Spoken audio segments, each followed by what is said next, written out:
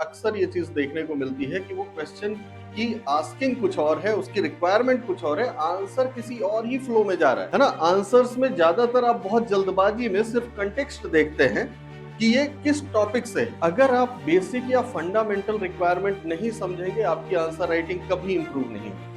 हवा हवा में कुछ नहीं होता। अगर आप क्रिएटिव प्रेजेंटेशन में उतने ज्यादा निपुण नहीं हैं तो आपको मार्क्स नहीं आएंगे।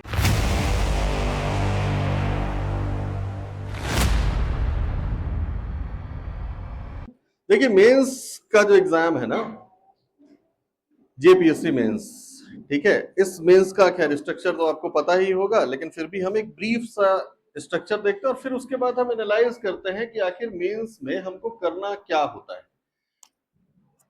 है ना। कैसे हम मेंस में अच्छा स्कोर कर पाएंगे, इसको हम देखते हैं, और क्या रिक्वायरमेंट होती है ना, इसको हम बहुत स्ट्रक्चर्ड वे में थोड़ा सा देखने की कोशिश करेंगे।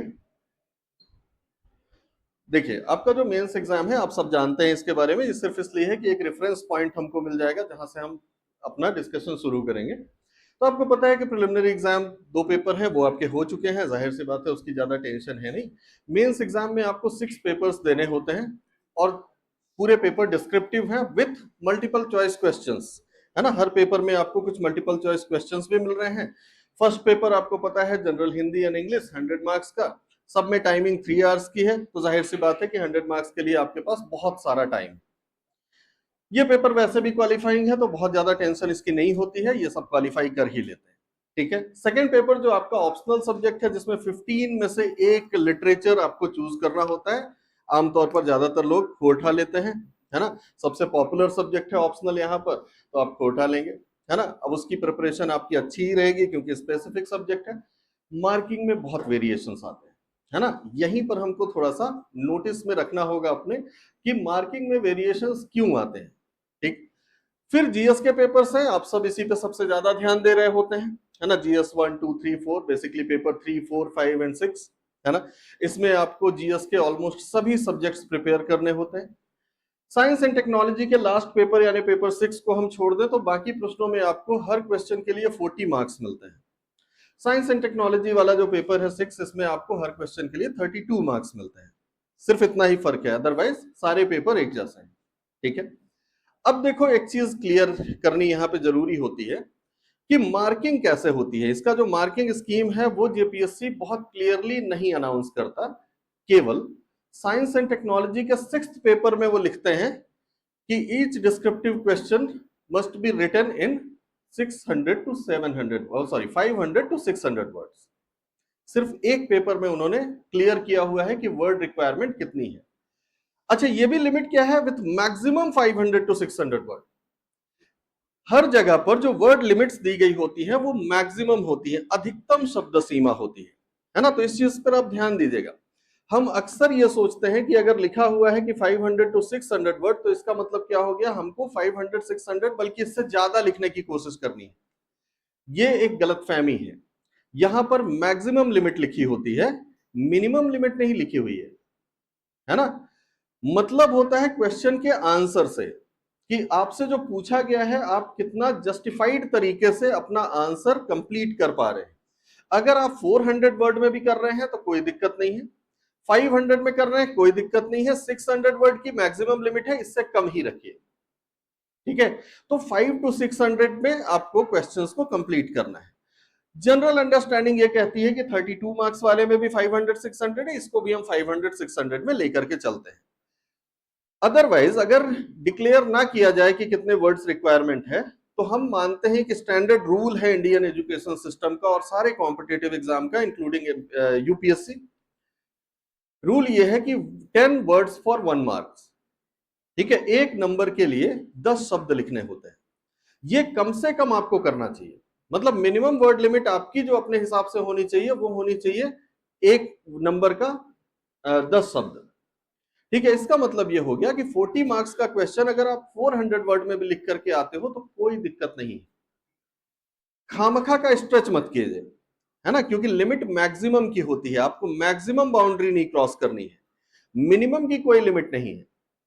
है ना। तो आपको आंसर्स पे फोकस करना है कि आपका आंसर जो है वो प्रॉपर तरीके से क्वेश्चन को जस्टिफाई कर रहा हो, इस बात पे आपको ध्यान देना है। कुल मिलाकर के बात ये है कि एग्जाम देते टाइम आप ये ना सोचे कि मेरे को कॉपी भरनी है, एग्जाम देते समय आपको ये सोचना है कि आपको आंसर करना है, ठीक है ना। तो ये तो खैर पेपर का स्ट्रक्चर है, लेकिन दूसरी बात जो हम सबसे पहले सोचना चाहेंगे वो ये है कि आखिर वजह क्या है। देखिए, आप सब जब मेंस में जाते हैं, और जो ऑलरेडी मेंस में एंटर कर चुके हैं, ठीक है, या जिन्होंने पिछले सालों में मेंस दिया है, एक चीज आपने नोटिस की होगी कि आप बेस्ट कैंडिडेट्स हैं जेपीएससी के।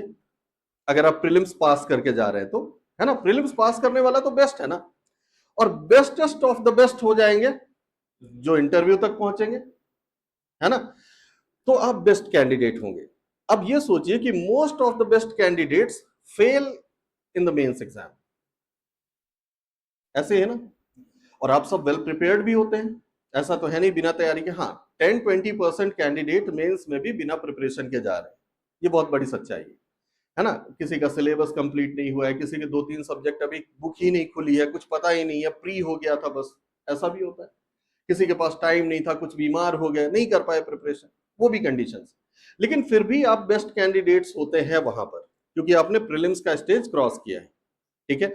उसके बावजूद फेल क्यों हो रहे हैं, है ना। सबसे बड़ा रीजन जो है, वो सबसे बड़ी जो बात है वो हमको यहाँ पर यही समझनी है कि फेल क्यों हो रहे हैं। क्योंकि जब तक आप लिमिटेशंस या लूप होल्स नहीं समझेंगे, तब तक आप उसको करेक्ट कैसे करेंगे।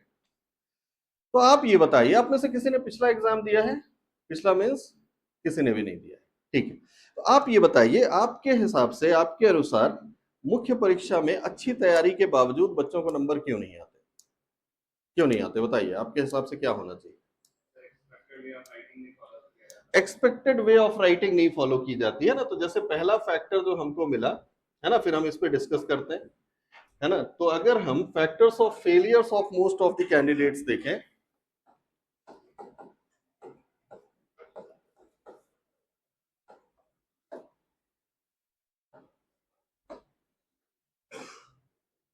है ना, ऑफ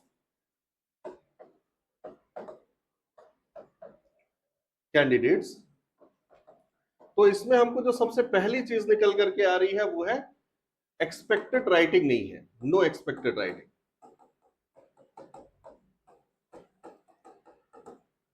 और क्या वजह हो सकती है। हाँ, स्ट्रक्चर्ड नहीं, इल स्ट्रक्चर्ड ना, और पुअरली स्ट्रक्चर्ड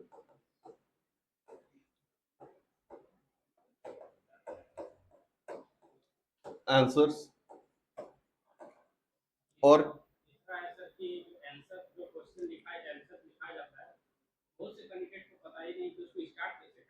स्टार्ट, है ना, मतलब आपको इंट्रोडक्शन एंड कंक्लूजन का इशू है ना। तो issue with introduction and conclusion,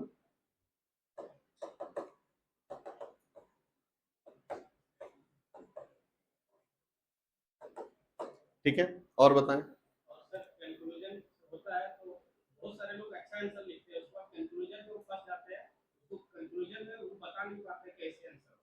हाँ, मतलब कंक्लूड, प्रॉपर कंक्लूड नहीं कर पाते हैं ना, है ना। तो पुअरली कंक्लूडेड।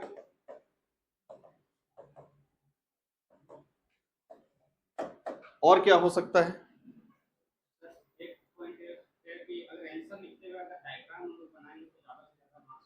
हाँ, लैक ऑफ डायग्राम्स और लैक इन प्रेजेंटेशन, है ना, कि आपकी प्रेजेंटेशन प्रॉपर नहीं है, लैक इन प्रेजेंटेशन।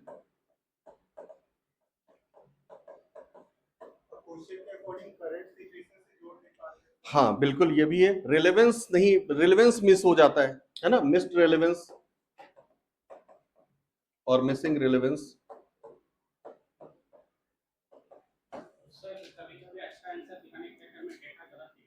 हाँ, डेटा भी गलत हो सकता है ना, आउटडेटेड डेटा और रॉन्ग, ठीक है, ये भी हो सकता है। ये सारे फैक्टर्स हैं, है ना। अब आपको बस इसी को तो करेक्ट करना है। अगर आप बेसिक या फंडामेंटल रिक्वायरमेंट नहीं समझेंगे, आपकी आंसर राइटिंग कभी इंप्रूव नहीं होगी। हवा हवा में कुछ नहीं होता, ठीक है, आपको जिस तरह से स्ट्रक्चर्ड आंसर करने हैं वैसे ही स्ट्रक्चर्ड प्रिपरेशन भी करनी है। तो इस चीज को आपको समझना होगा कि प्रॉब्लम कहां आ रही है, क्योंकि जो कैंडिडेट जा रहे हैं वो वेल प्रिपेयर्ड हैं। खास तौर पे आपने जेपीएससी में कैंडिडेट से ये सुना होगा कि मेरा कोटा बहुत तैयार था, मुझे 90 मार्क्स दे दिए, और जिसका मेरे साथ एक रूममेट रहता था उसकी नहीं है तैयारी, फिर भी उसको 115 130 120 ऐसे मिल रहे हैं, है ना। सिलेक्शन दोनों का ही नहीं हुआ है। हाँ, मतलब मार्क्स में डिफरेंस है ना, वेरिएशन है मार्क्स में, सिलेक्शन तो खैर अलग चीज है ना। तो ये जो है, ये वेरिएशन सिर्फ कोटा में नहीं आ रहा है, ये वेरिएशन जीएस के मार्क्स में भी आ रहा है ना। और रीजन क्या है, यही है, आप इंट्रोड्यूस नहीं कर पाते। पहली चीज जो मिस करते हैं आप, वो है डिमांड ऑफ क्वेश्चंस को आइडेंटिफाई करना। आप क्वेश्चन की डिमांड ही नहीं आइडेंटिफाई करते। बहुत सारे स्टूडेंट्स जो जो कॉपियां चेक कराते हैं, आंसर्स चेक कराते हैं, अक्सर ये चीज देखने को मिलती है कि वो क्वेश्चन की आस्किंग कुछ और है, उसकी रिक्वायरमेंट कुछ और है, आंसर किसी और ही फ्लो में जा रहा है ना। आंसर्स में ज्यादातर आप बहुत जल्दबाजी में सिर्फ कंटेक्स्ट देखते हैं कि ये किस टॉपिक से है, और आप उसकी एक्चुअल रिक्वायरमेंट को पढ़ते ही नहीं है कि एक्चुअल रिक्वायरमेंट क्या है। क्योंकि रिक्वायरमेंट, देखो, क्वेश्चन का जो स्टेटमेंट है, स्टेटमेंट स्टेटमेंट का जो फ्लो जा रहा है ना, वही आपके आंसर्स का फ्लो डिटरमाइन करता है। ज्यादातर केसेस में वो फ्लो मिसिंग होता है। अगर फ्लो मिसिंग है तो एग्जामिनर आपको मार्क्स नहीं देगा। ठीक है, बेसिकली मेंस जो एग्जाम है वो नॉलेज का एग्जाम तो है, बट वो नॉलेज विद क्रिएटिव प्रेजेंटेशन का एग्जाम है ना। तो mains is all about knowledge plus creative presentation. अगर आप क्रिएटिव प्रेजेंटेशन में उतने ज्यादा निपुण नहीं हैं तो आपको मार्क्स नहीं आएंगे। क्वेश्चंस इससे ज्यादा सिंपल किसी स्टेट पीसीएस में नहीं आते जितने आपके स्टेट में आते हैं। सबसे इजी एग्जाम है ना। यहां की मेंस से ज्यादा सरल प्रश्न पत्र कहीं नहीं पूछे जाते, डायरेक्ट क्वेश्चंस है। अच्छा, प्रॉब्लम ये होती है कई बार, क्योंकि देखो सिलेबस में उन्होंने सब कुछ लिख दिया है, लेकिन सिलेबस का बहुत स्पेसिफिक एरिया ही ऐसा है जिसपे 40 मार्क्स या 32 मार्क्स के क्वेश्चंस बनते हैं। आपको वो एरिया, जो की एरिया है, उसको आइडेंटिफाई करना होगा कि किन टॉपिक्स पे लॉन्ग क्वेश्चंस की पॉसिबिलिटी है। आप अगर प्रीलिम्स के मोड में प्रिपरेशन करके मेंस में जाकर के अच्छा परफॉर्म करने की एक्सपेक्टेशन करते हैं तो ये थोड़ा सा मुश्किल काम तो है ना, क्योंकि आपको आइडेंटिफाई करना होगा। जैसे आप कोई भी सिलेबस देखोगे ना, आपको गिन के 15-15 टॉपिक्स ऐसे मिल जाएंगे, बल्कि और भी कम, 8-10 टॉपिक ऐसे मिल जाएंगे जो आप गेस करके जा सकते हो, वहीं से क्वेश्चन आएगा। क्योंकि जब आप पढ़ते हो ना तो आपको पता है ना कि किस टॉपिक का स्कोप कितना है। 500-600 वर्ड में आपसे छोटी छोटी चीजों पे तो क्वेश्चन नहीं लिखाए जा सकते ना, आंसर नहीं कराया जा सकता, कैसे करोगे आप आंसर जिसमें स्कोप ही नहीं। तो जहां पर स्कोप है वहीं पर क्वेश्चंस है। तो पहली चीज तो आपको उसको आइडेंटिफाई करना होगा, है ना। अब जैसे यहां पर यह बात है कि एक्सपेक्टेड राइटिंग नहीं है। एक्सपेक्टेड राइटिंग बेसिकली वही है कि आपकी राइटिंग क्रिएटिव नहीं है, क्रिएटिव प्रेजेंटेशन पे आप ध्यान नहीं दे रहे हैं। दूसरी चीज, वेल स्ट्रक्चर्ड नहीं है, पुअरली स्ट्रक्चर्ड है। वेल स्ट्रक्चर्ड कहने का मतलब है कि ऑलमोस्ट हम अपने आंसर्स को 3 सेगमेंट्स में डिवाइड करते हैं ना। किसी भी आंसर के जो 3 सेगमेंट्स हैं वो क्या क्या है, इंट्रोडक्शन, बॉडी एंड कंक्लूजन।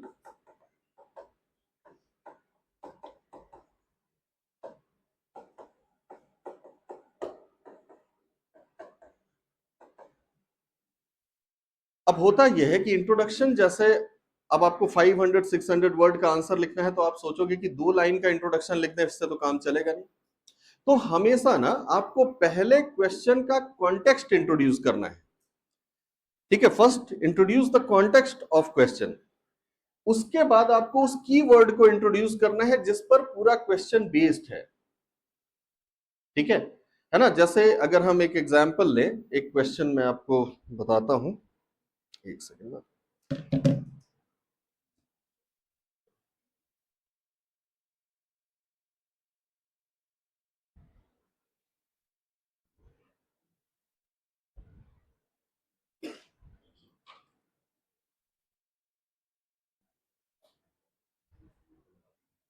जैसे देखो एक सिंपल सा क्वेश्चन जो लास्ट ईयर के एग्जाम में आया था, distinguish between net product method and factor income method of estimating national income, which of these method are followed in India.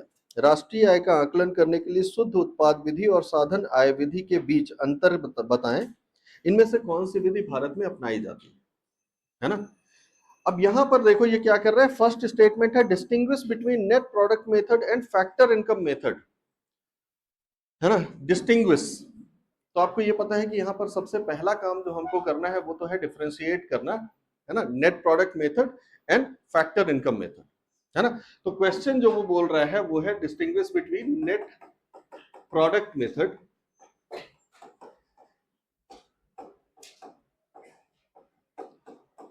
Versus factor income method,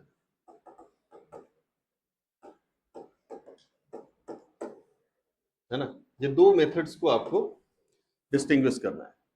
लेकिन अब हमको देखना है, अच्छा फिर वो ये कह रहे हैं कि which method is currently used in India, है ना। मतलब आपको फिर करंट पर्सपेक्टिव में जाना है कि करंट मेथड कौन सा है। ये दो चीजें आपके क्वेश्चन में पूछी गई, सिर्फ दो दो पार्ट्स हैं आपके क्वेश्चन, ठीक है। अब लिखना है आपको 500 to 600 वर्ड। इंट्रोडक्शन जनरली हम इस तरह के क्वेश्चंस में रखते हैं 45 to 65 वर्ड्स का, 50 to 70 भी कर सकते हो आप, ठीक है। इतना कम से कम आप इंट्रोडक्शन लिखिए। अब इतने में आप नेशनल इनकम की डेफिनेशन लिख के तो काम चला नहीं सकते, क्योंकि वो तो 2 लाइन में ही खत्म हो जाएगी। तो आपको स्टार्ट करना है significance of proper methodology of national income calculation. क्यों? क्योंकि question is all about estimation of national income, ऐसे ही है ना। दो मेथड्स को कंपेयर करा रहा है और करंट मेथड पूछ रहा है, तो आपको ये कॉन्टेक्स्ट से स्टार्ट करना है, तो आपको इंट्रोड्यूस करना है कॉन्टेक्स्ट। तो हमेशा आपको अपने क्वेश्चन को जब भी आप स्टार्ट करें तो start with introduction to the context.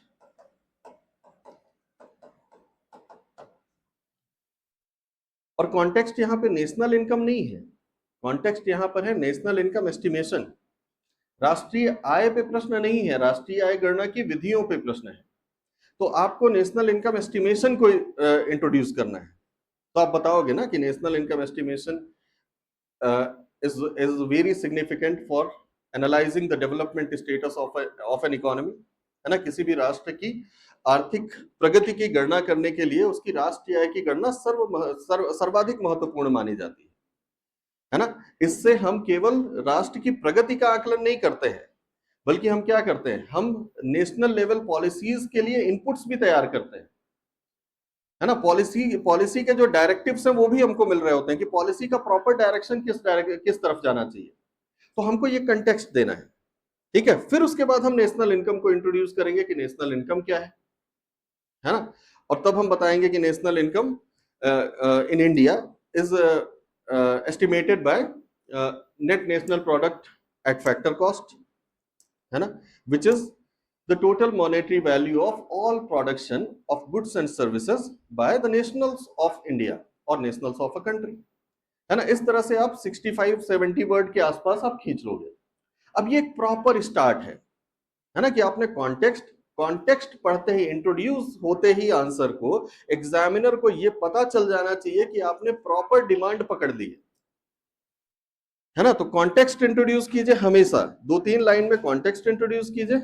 उसके बाद आप की प्रॉब्लम जो है उसको डिफाइन कीजिए या डिस्कस कीजिए। यहां पर आपका आकर के इंट्रोडक्शन हो जाता है खत्म।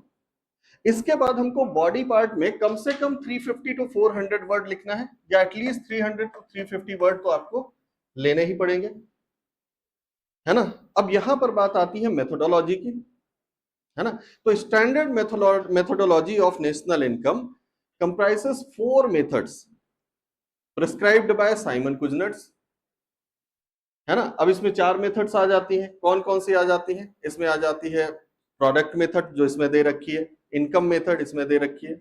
3 मेथड्स, बेसिकली मैं 4 बोल रहा हूँ, 3 मेथड्स आती है ना। तो इसमें product method, consumption method, income method, ठीक है।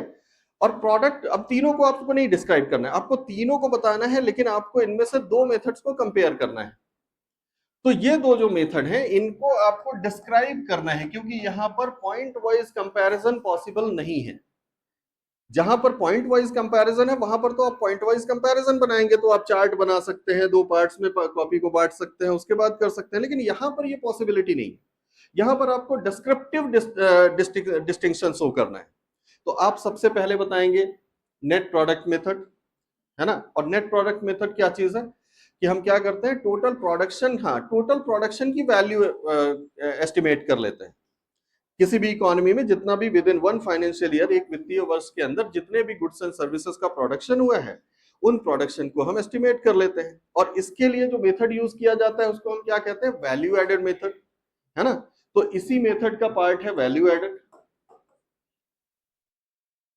फिर आप वैल्यू एडिशन को थोड़ा सा बताइए कि वैल्यू एडेड क्या होता है, एक दो एग्जाम्पल डालिए, है ना। एग्जाम्पल के थ्रू आप जस्टिफाई कीजिए कि वैल्यू एडेड मेथड कैसे नेशनल प्रोडक्ट को दिखाता है ना। उसके बाद हम सेकेंड मेथड को एनालाइज करेंगे, फैक्टर इनकम मेथड। इसमें हम क्या करते हैं कि income of all factors of production means land, labour, management, entrepreneur, manage और ये कैपिटल, इन सब की जो कॉस्ट आ रही है इसी को उनकी इनकम कहते हैं। ये सारी इनकम को आप सम अप कर लीजिए और आपको मिल जाता है नेशनल इनकम। ठीक है, तो दो मेथड्स को आपने कंपेयर किया। अब हमको जाना है तीसरे पार्ट में जो है करंट मेथड के बारे में। सबसे इंपॉर्टेंट सेक्शन जो इस क्वेश्चन का है वो करंट मेथड है। और करंट मेथोडोलॉजी क्या है हमारे यहां पर, हाँ जीवीए मेथड यानी प्रोडक्ट मेथड। तो करंट मेथोडोलॉजी जो बेसिकली इस पर बेस्ड है, फैक्टर इनकम हम नहीं लेते, है ना। कंजम्पशन मेथड भी हम 2015 से पहले यूज करते थे। पहले मिक्स मेथड यूज होता था जिसमें हम कंजम्पशन मेथड भी लेते थे, इनकम मेथड भी लेते थे और प्रोडक्ट मेथड भी लेते थे। अब हमारी जो मेथड है, मेथोडोलॉजी है, वो पूरी तरह से प्रोडक्ट मेथड ही है, ठीक है, जिसमें हम जीवीए लेते हैं। लेकिन अब यहीं से काम नहीं चलता, आपको स्पेसिफिक होना पड़ेगा। ठीक है, आप बताओगे इंडिया में एनएसओ जो है वो ऑथोराइज है नेशनल इनकम एस्टिमेशन के लिए, और नेशनल इनकम एस्टिमेशन के लिए वो प्रोडक्ट मेथड यूज करता है। आफ्टर 2015 ये मेथड दो पार्ट्स में डिवाइड कर दिया गया है। फर्स्ट पार्ट क्या है कि नेशनल लेवल ग्रोथ जब देखी जाएगी तो हम जीडीपी से शुरुआत करेंगे, GDP at current market price, sorry constant market price, है ना। और जब हम सेक्टोरल ग्रोथ की बात कर रहे होंगे तो हम जीवीए कैलकुलेट करेंगे। तो फर्स्ट स्टेप हम क्या करते हैं, जीवीए कैलकुलेट करते हैं for agriculture sector, for industrial sector and for service sector. बाद में हम तीनों को एनएसओ द्वारा प्रिस्क्राइब्ड एक फॉर्मूले में रख करके, फॉर्मूला भी आपको याद होना चाहिए, है ना, कि GDP at current constant market price equal to क्या क्या है वो, CE plus CFC plus OSMI, है ना। इस तरह से उसका पूरा फॉर्मूला है, तो उस फॉर्मूले को भी आपको लिखना पड़ेगा। जितना ऑथेंटिसिटी और जितनी इंफॉर्मेशन आपके आंसर में दिखेगी उतने मार्क्स मिलेंगे, अदरवाइज मार्क्स उतने ही कटेंगे। तो आपको अपने टॉपिक्स जो, अच्छा ये बहुत इजी है, देखो नेशनल इनकम हमेशा हॉट टॉपिक है, इस बार फिर से तो बहुत चांसेस है कि फिर रिपीट कर देगा, थोड़ा सा चेंज करके, फॉर्मेट चेंज करके रिपीट कर देगा। क्यों, रिसेंटली नेशनल इनकम एस्टिमेशन का मेथड रिवाइज हुआ है ना, रिवीजन हुआ है। अच्छा इतना ही नहीं, इसमें इस बार ये भी क्वेश्चन आ जाता है कि what do you understand by base year, right the significance of base year and why it is important to change the base year timely, है ना। तो बेस ईयर पे ही क्वेश्चन आ जाएगा, क्योंकि बेस ईयर ज्यादा हल्ला मचा करके चेंज किया उन्होंने, है ना। तो जो हाईलाइटेड है वो तो पूछा ही जा सकता है, और वो नेशनल इनकम का पार्ट है तो वो भी पूछा जा सकता है। Significance of national income calculation, ये तो हमेशा से पूछा जा सकता है। तो आपको टॉपिक्स जो है वो बहुत इजीली आप उसमें से निकाल सकते हो, एंटिसिपेट कर सकते हो कि कौन सा टॉपिक पूछा जा सकता है ना। अब जैसे होता ये है कि हमने ठीक है करंट मेथड डिस्कस कर दिया, सॉरी हाँ करंट मेथड जो है ये डिस्कस कर दिया कि ये जीवीए मेथड है, बाकायदा हमने जो भी एनएसओ का प्रिस्क्राइब्ड पैटर्न है उसको हमने थोड़ा सा बता दिया, आपके 300-400 वर्ड हो जाते हैं। इसके बाद आपको कंक्लूड करना है, कंक्लूड हमेशा फ्यूचरिस्टिक करना है, ठीक है। कंक्लूजन पॉजिटिव देना है, फ्यूचरिस्टिक वे में देना है, थोड़ा सा आपका डायरेक्शन जो है वो फ्यूचर की तरफ जाना चाहिए, स्टैटिक नहीं होना चाहिए, थोड़ी सी आप आगे की बात करेंगे, है ना। तो आपको बताना है, जैसे देखो हम क्या कर रहे हैं कि अभी हमारा जो नेशनल इनकम एस्टिमेशन का मेथड है वो एक इंटरनेशनल मेथड एसएनए के अकॉर्डिंग है, सिस्टम ऑफ नेशनल अकाउंट्स, है ना, जो यूनाइटेड नेशंस प्रिस्क्राइब करता है।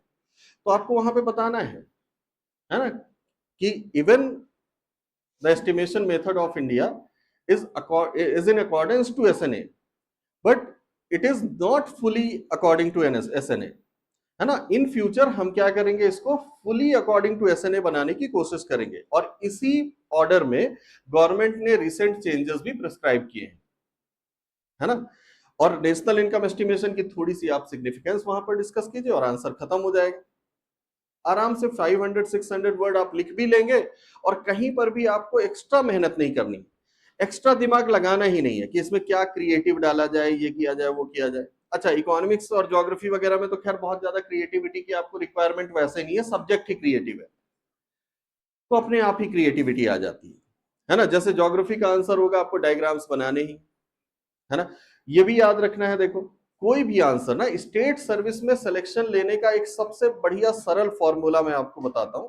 आपको अगर कुछ ना आ रहा हो ना, मतलब बहुत क्रिएटिव आप हैं नहीं, ठीक है, आपको कुछ नहीं आ रहा, तो जो आप लिखने वाले हो ना, वो तो आपको पता है कि आप अगले 500-600 शब्द क्या लिखेंगे, आप इसको एक फ्लो चार्ट में समराइज कर लीजिए, इंट्रोड्यूस कीजिए आंसर, इंट्रोडक्शन के बाद आप पेज का जो जितना पार्ट बचा है ना, वहां पर एक फ्लो चार्ट बना दीजिए, जो जो आपको लिखना है ना, बस वही 2-4 मिनट में आपका फ्लो चार्ट रेडी हो जाएगा। ये हो गया आपका क्रिएटिव, ठीक है। दूसरी, ये एग्जामिनर के लिए बहुत हेल्पफुल है।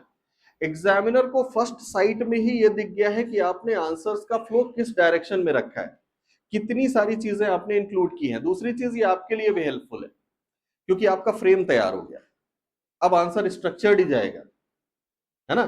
तो आपने एक फ्लो चार्ट बनाया, उसके बाद आपने बाकी की राइटिंग जो है उसी फ्लो चार्ट के अकॉर्डिंग आगे डिस्क्राइब करते हुए चल दी, ठीक है।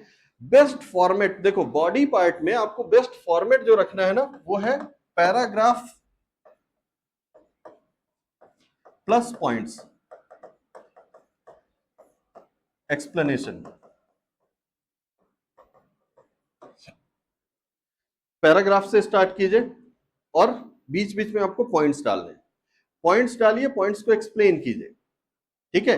आंसर स्ट्रक्चर्ड दिखना चाहिए, वेल प्लान्ड दिखना चाहिए, ठीक है। आपके एग्जाम में टाइम भी होता है, तो ऐसा कोई बहुत ज्यादा वो भी नहीं है कि टाइम ही नहीं है कैसे करेंगे, ये सब टाइम आपके पास पर्याप्त होता है, ठीक है। तो आप इस चीज का ध्यान रखें कि आंसरिंग में आपको ये सारी चीजें मेंटेन करके चलना है। ऐसे ही हवा हवाई आंसर लिखने बैठेंगे कि मैं पेन उठाया और लिखना शुरू कर दिया, अब कंक्लूजन पे ही खत्म होगा, तो नहीं चलेगा काम, है ना, फिर नहीं आएंगे मार्क्स। आप एक चीज नोटिस करना कि यहां पर या किसी भी स्टेट में स्टेट सर्विस के सिलेक्शन का एक बहुत सिग्निफिकेंट क्राइटेरिया है राइटिंग, हैंड राइटिंग। अगर आपकी राइटिंग खराब है तो आपका सिलेक्शन डाउटफुल है, मतलब इस पे कोई दो राय है ही नहीं। कोई आपको कुछ भी कहता रहे, कोई आपको कहे ना कि नहीं इस लेवल पे राइटिंग मैटर नहीं करती, वो झूठ बोल रहा है। राइटिंग बहुत मैटर करती है, और आप यकीन करें, आप देख लें जितने भी सिलेक्टेड कैंडिडेट हैं, कम से कम टॉपर तो एक्सेसिबल होते हैं ना, उनकी कॉपियां वॉपियां, आप उनको देख लीजिए, एक भी टॉपर टॉप 10 में आपको मिल जाए जिसकी राइटिंग खराब हो, चाहे वो हिंदी माध्यम का हो चाहे वो इंग्लिश मीडियम का हो। राइटिंग पहली कंडीशन है, तो कोई कुछ भी कहता रहे आपको ये नहीं मानना है कि राइटिंग कैसे भी चलेगी। अब होता यह है कि राइटिंग आपने पिछले 15 सालों में जो डेवलप की है वो अचानक से बदलेगी कैसे, है ना। ये भी तो एक चैलेंज है ना कि अब इसको क्या किया जाए। इसको कुछ नहीं करना है, अब 4-5 दिन मेहनत कीजिए, आपकी राइटिंग अच्छी हो जाती है ना। इसमें देखो सिंपल सी बात है, आप अपनी राइटिंग को ऑब्जर्व कीजिए, अगर खराब है तो, अच्छी है तो कोई टेंशन ही नहीं। अगर खराब है तो आप ऑब्जर्व कीजिए आपकी राइटिंग में सिर्फ 2-4 लेटर्स ऐसे हैं या 2-4 अक्षर ऐसे हैं जो आपकी पूरी राइटिंग खराब कर रहे हैं। आमतौर पर ये क्या होते हैं, कुछ लोगों का का ठीक नहीं बनता, कुछ लोगों का या ठीक नहीं बनता, कुछ लोगों का था ठीक नहीं बनता, कुछ लोगों का एस ठीक नहीं बनता, है ना, कुछ लोगों का एफ ठीक नहीं बनता, कुछ लोगों का जे ठीक नहीं बनता, कुछ का क्यू ठीक नहीं बनता, कुछ का बी ठीक नहीं बनता। तो आपको करना क्या है, जैसे बचपन में स्कूलों में सिखाया जाता था ना कि एक ही पेज में हम सिर्फ ए ही लिख रहे हैं, ए फिर ए फिर ए फिर ए, वही कर लीजिए बस। एक दिन शाम को बैठिए, एक खाली कागज लेकर के उसमें 500 बार एफ एफ लिख लीजिए, आपका अगले दिन से वो एफ ठीक हो जाएगा। एक दिन दूसरा वर्ड लेटर पकड़ लीजिए, उसको कर लीजिए, दूसरे दिन वो ठीक हो जाएगा, क्योंकि अब तो आप बच्चे नहीं है ना, अब तो बहुत तेजी से वो रिकवर होता है। लेकिन हम कभी ध्यान ही नहीं देते। सबसे बड़ी प्रॉब्लम ये है, आप सोच लेंगे कि इसको सुधारना है तो 4 दिन में सुधर जाएगा, आप नहीं सोचेंगे कि इसको सुधारना है, वो कभी नहीं सुधरेगा, है ना। और ये बहुत इंपॉर्टेंट है कि आपकी हैंड राइटिंग अच्छी दिखे, है ना। रीडेबल तो खैर होना ही चाहिए, अगर रीडेबल नहीं है फिर तो कोई चांस ही नहीं बनता, है ना। फिर तो एवरेज मार्किंग होगी, आप आंसर कितना भी अच्छा लिख करके आ जाएं, एवरेज नंबर ही मिल रहे हैं। लेकिन अगर आप रीडेबल राइटिंग लिख रहे हैं और रीडेबल राइटिंग में आपकी राइटिंग थोड़ी सी अट्रैक्टिव भी है, तो आपको बहुत मार्क्स मिलेगा, है ना। ऐसा ही है ना। दूसरी चीज, आपके हर पेपर में एक चीज मैं और बताता हूं आपको, आपके एग्जाम के हर पेपर में एक सेगमेंट टफ है, एक सेगमेंट हार्ड है, एक सेगमेंट बहुत कंटेम्परेरी फॉर्मेट में रहता है, एक सेगमेंट स्टैटिक है। हर पेपर का ये हाल है आपका। और आप अगर अपने प्रीवियस पेपर्स ऑब्जर्व करेंगे तो आपको पता चलेगा कि अगर आप सिर्फ स्टैटिक स्टैटिक पोर्शन अच्छे से प्रिपेयर करके जाओ ना, तो आपका एक भी क्वेश्चन नहीं छूटेगा। क्यों? क्योंकि आपको अल्टरनेट मिल रहा है ना, हर क्वेश्चन में एक विकल्प मिल रहा है कि आप छोड़ सकते हैं, बस इसका फायदा उठाइए। जहां पर रिलेवेंट क्वेश्चन है, जैसे देखो इसमें ज्योग्राफी का एग्जांपल मैं क्लास में बताया था ना, कि ज्योग्राफी में प्लेट टेक्टोनिक्स है, ठीक है, आप इसमें अर्थक्वेक्स हैं, सुनामीज हैं, वॉल्केनिक वॉल्केनिक इरप्शन, वॉल्केनिज्म, ये है, ठीक है। फिर आप चले जाओ क्लाइमेटोलॉजी में, तो आपको एनवायरमेंट, वो atmospheric structure and division, classification, ये सारी चीजें हैं। फिर सबसे इंपॉर्टेंट जो आ जाता है वो फ्रंट्स एंड साइक्लोन्स आ जाते हैं, है ना। उनमें भी सबसे ज्यादा डिफिकल्ट और सबसे ज्यादा मुश्किल सवाल जो पूछे जा सकते हैं वो हो जाते हैं टेम्परेट साइक्लोन से, शीतोष्ण कटिबंधीय चक्रवातों से। फिर आप देखो तो इसी में क्लाइमेटिक डिवीजन एक बहुत इंपॉर्टेंट टॉपिक है, कोपेंस डिवीजन, थॉर्नथेट डिवीजन, ये अभी बाकी है, ये अभी नहीं पूछे गए हैं और अब यही पूछे जाएंगे, क्योंकि बाकी सरल चीजें उसने पूछ ली है। लेकिन आप दूसरी तरफ देखोगे तो पेपर में क्वेश्चन पता है कैसे आ रहा है, एक तरफ वो साइक्लोन पूछ रहे हैं तो दूसरी तरफ पूछ रहे हैं मिनरल्स के बारे में, है ना। दूसरी तरफ पूछ रहे हैं वो एनर्जी रिसोर्सेस के बारे में। अब देखो, एनर्जी रिसोर्सेज और मिनरल्स, इनमें 500-600 वर्ड लिखना बहुत मुश्किल काम है, आप इतनी तैयारी करके ही नहीं जाते हो। दूसरी बात, इसमें कंटेम्परेरी डेटा का बड़ा रोल है ना। तो एग्जामिनर आपको खुद ही दे रहा है मौका कि आप इसको मत लिखो, आप इसके ऊपर वाला लिखो जो स्टैटिक है ना, कि प्लेट टेक्टोनिक थ्योरी बता के आइए, कोई उसमें कंटेम्परेरी डेटा की जरूरत नहीं। आप साइक्लोन्स का डिस्क्रिप्शन लिख करके आइए, लंबे लंबे क्वेश्चंस के आंसर बनेंगे आपको, और कहीं कुछ भी कंटेम्परेरी डेटा नहीं डालना आपको। तो आप उन पे फोकस कीजिए, मतलब आप अपने जो प्रिपरेशन है ना उसको बहुत स्ट्रेटेजिक लेवल पर रखिए। ऐसे नहीं कि हमको बस तैयारी करनी है ना, केवल पढ़ते जाना है, वैसा नहीं। आपका एक पूरा स्ट्रेटजी बननी चाहिए कि आपका सिलेबस कहाँ है। एग्जामिनर का सिलेबस तो आपको दे दिया ना, कि आयोग ने एक सिलेबस आपको दे दिया है, आपका सिलेबस कहाँ है। तो आपको अपने की एरियाज जो हैं ये बिल्कुल क्लियरली पता होने चाहिए कि मुझे ये टॉपिक तैयार करने हैं, है ना। तो इस चीज पे आप फोकस करें तैयारी के दौरान ही, कि स्टैटिक पोर्शन बिल्कुल ना छूटे। इकोनॉमिक्स में जाइए आप, है ना, अब जैसे ये नेशनल इनकम है, स्टैटिक है ना, लेकिन अगर वो डेटा पे क्वेश्चन पूछ लिया, है ना, या वो ये पूछ लिया है कि ये सस्टेनेबल डेवलपमेंट इंडेक्स, है ना, लेटेस्ट सस्टेनेबल डेवलपमेंट इंडेक्स में इंडिया की पोजीशन का एनालिसिस कीजिए, तो आपको पूरा इंडेक्स जो है करंट वाला जो इसी साल आया है वो तैयार करके जाना पड़ेगा। और कितना तैयार कर लोगे आप, 100-150 वर्ड से ऊपर का कुछ मटेरियल ही नहीं मिलेगा उसमें।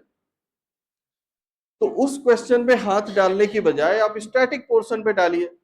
अगर आपके सिलेबस में लिखा है इन्फ्लेशन एंड मॉनेटरी पॉलिसी, या आपके सिलेबस में वैसे ही लिखा हुआ है inflation and measures to control inflation, है ना, अब वो पूछ रहा है। अब देखो यहाँ पे कैसे कंफ्यूजन होता है। अगर क्वेश्चन आया कि what do you understand by inflation और what is inflation, write the measures, हाँ, write the measures to control inflation, simple सा छोटा सा क्वेश्चन। अब इसका आंसर आप बहुत 1000 वर्ड में लिख सकते हो, ठीक है। अच्छा, अब यहाँ पे मिस्टेक, कॉमन मिस्टेक क्या है? कॉमन मिस्टेक ये है कि आप पूरा मॉनेटरी पॉलिसी लिख करके चले आओगे, है ना। Quantitative measures, repo rate, reverse repo rate, MSF, SDFR, ठीक है, फिर सीआरआर, एसएलआर, ओएमओ, है ना, open market operation, bank rate, ये सब बता के आ जाओगे आप, बताना है। लेकिन इसमें आपने दो चीजें छोड़ दी, आपने फिजिकल मेजर और एडमिनिस्ट्रेटिव मेजर्स छोड़ दिए, और अगर आपने फिजिकल मेजर्स और एडमिनिस्ट्रेटिव मेजर्स छोड़ दिए हैं तो ये तो आपके वैसे ही 30% मार्क्स तो कटे ही कटे, है ना। कि ठीक है, मॉनेटरी पॉलिसी मेन मेजर है, मेन एफर्ट है जो इन्फ्लेशन कंट्रोल के लिए किया जाता है, बट तीन मेजर्स को मिला करके ही ओवरऑल कंट्रोल ऑफ इन्फ्लेशन बनता है। आपने दो को छोड़ दिया है, एक को किया है, हालांकि वो एक का वेटेज ज्यादा है, आपने 50-60% काम कर लिया है, बट 30-40% आपने छोड़ दिया है। तो पहले ही 40 मार्क्स में से आपके 12-13 नंबर तो पहले ही कट गए ना, कंटेंट वाइज चले गए वो। अब जो मार्किंग करेगा एग्जामिनर वो करेगा कितने में से, 35 वो 25-27 के हिसाब से।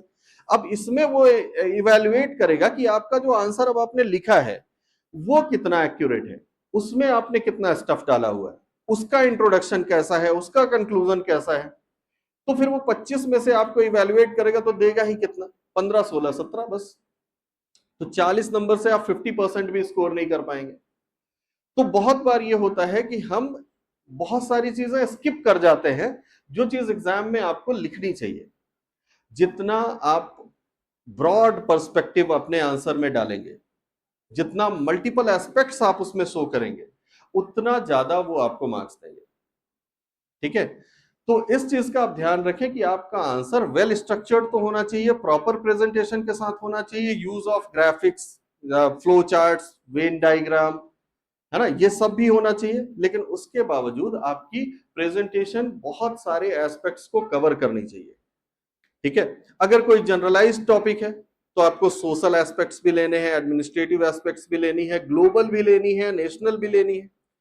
झारखंड का एग्जाम है, झारखंड स्पेसिफिक आपको वहां पे भी एग्जाम्पल्स लिखने हैं जहां पर झारखंड का कोई रिलेवेंस है ही नहीं।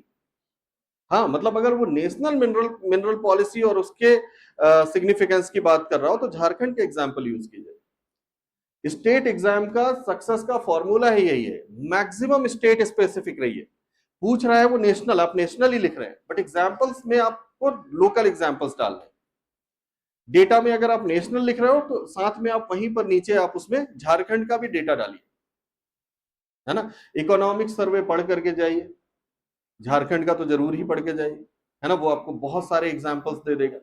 और इकोनॉमिक सर्वे पढ़ते समय भी इस बात का आपको ध्यान रखना है कि सब कुछ पढ़ के नहीं चले जाना है, वहां पर भी स्पेसिफिक रहना है। पहले सर्वे को खोलने से पहले आप इस बात को पहचानने की कोशिश कीजिए कि आप इस सर्वे में ढूंढ क्या रहे हो, है ना। जैसे कोई भी बुक खोलने से पहले आपको यह पता होना चाहिए ना कि इस बुक में आपको पढ़ना क्या है, वरना तो आप पूरी बुक पढ़ जाएंगे। पूरी बुक पढ़नी ही नहीं है तो पूरा इकोनॉमिक सर्वे भी नहीं पढ़ना, पूरा बजट नहीं पढ़ना। बजट पढ़ते टाइम ध्यान रखिए कि हमको क्या पढ़ना है। हमको देखना है फिस्कल डेफिसिट का क्या हाल है, प्राइमरी डेफिसिट का क्या हाल है ना, ग्रोथ रेट स्टेट की, एसडीपीएस क्या है, जीएसडीपी, जीएसडीपी की ग्रोथ रेट कितनी है ये देखना है। तो आपको एक टेबल पहले ही बना लेना है, देखो मेरे को ग्रोथ रेट देखना है, इन्फ्लेशन रेट देखना है, ठीक है, सेक्टोरल परफॉर्मेंस झारखंड की क्या है, माइनिंग का क्या चल रहा है, अल्टरनेटिव एनर्जी रिसोर्सेज का क्या ग्रोथ है। ठीक है, बस लिख के रखिए। और उसके अब आजकल तो आपके पास चैट जीपीटी भी है ना। चैट जीपीटी से डायरेक्ट मत पूछिए, हाँ चैट जीपीटी गलत देगा डेटा। चैट जीपीटी से कोई भी काम करवाने के लिए आपको प्रॉपर स्ट्रक्चर्ड क्वेश्चन पूछने होते हैं। तो जैसे आपको इकोनॉमिक सर्वे का कोई स्पेसिफिक सेगमेंट आपको उससे पूछना है तो आप क्या करोगे, सर्वे को डाउनलोड कीजिए, चैट जीपीटी में अपलोड कीजिए। हाँ, नोटबुक, अच्छा हाँ हाँ, वो भी ठीक है, मतलब किसी भी एआई में, किसी भी एआई में, लेकिन हमेशा आप कैसे करेंगे, इसको अपलोड करके पूछेंगे और उसको स्ट्रिक्ट इंस्ट्रक्शन दीजिए कि इसी डॉक्यूमेंट से ही बताना है।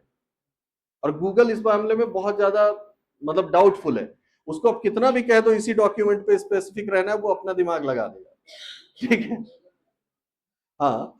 तो आपको जिस भी एआई को यूज करना है तो थोड़ा स्पेसिफिक रहना है और अपने काम की चीजें निकाल लेनी है, बस वही नोट करना है आपको और कुछ भी नहीं।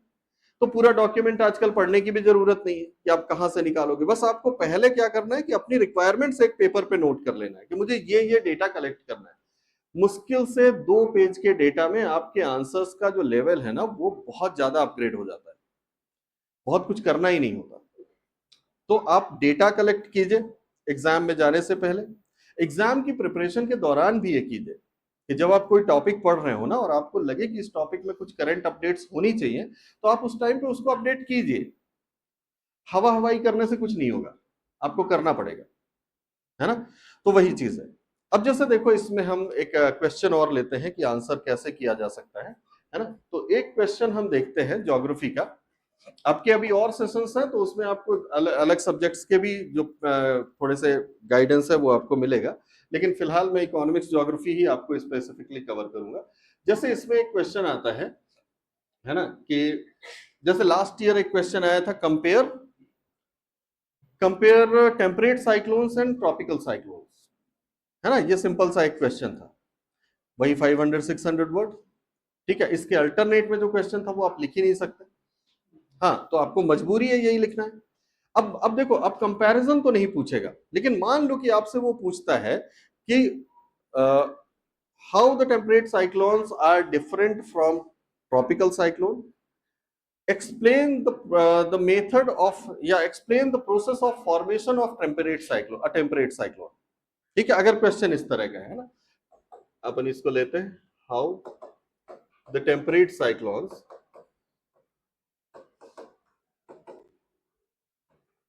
Are different from a tropical cyclone या ट्रॉपिकल साइक्लोन्स,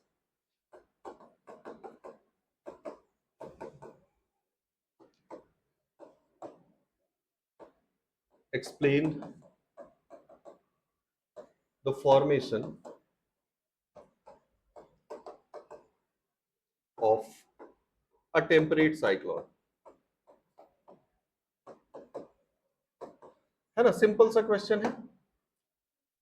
शीतोष्ण कटिबंधीय चक्रवात और उष्ण कटिबंधीय, शीतोष्ण कटिबंधीय चक्रवात किस प्रकार उष्ण कटिबंधीय चक्रवातों से अलग है। शीतोष्ण कटिबंधीय चक्रवातों के निर्माण की प्रक्रिया की व्याख्या कीजिए। सही है ना। अब देखो इसका इसका क्या इंट्रोडक्शन आप लिखोगे बताओ। क्या हम डायरेक्ट डिफरेंस से शुरू कर देंगे, है ना, कि बीच से लाइन खींचे, एक तरफ लिखे टेम्परेट साइक्लोन, एक तरफ लिखे ट्रॉपिकल साइक्लोन और शुरू हो गई कहानी, नहीं ना। हमको, हाँ, साइक्लोन्स को हम पहले एक्सप्लेन करेंगे ना, क्योंकि इस क्वेश्चन का कंटेक्स्ट क्या है, टेम्परेट और ट्रॉपिकल नहीं है, कॉन्टेक्स्ट है साइक्लोन, है ना। साइक्लोन, साइक्लोन के तो डिवीजन है ना दो, तो सबसे पहले तो हमको साइक्लोन्स को एक्सप्लेन करना है ना, कि साइक्लोन्स आर जनरली टर्म्ड और रिफर्ड एज एटमॉस्फेरिक डिस्टर्बेंस, है ना। दे आर द एरिया और point of low pressure attracting winds from surrounding high pressure area, ऐसे ही ना बोलेंगे, है ना।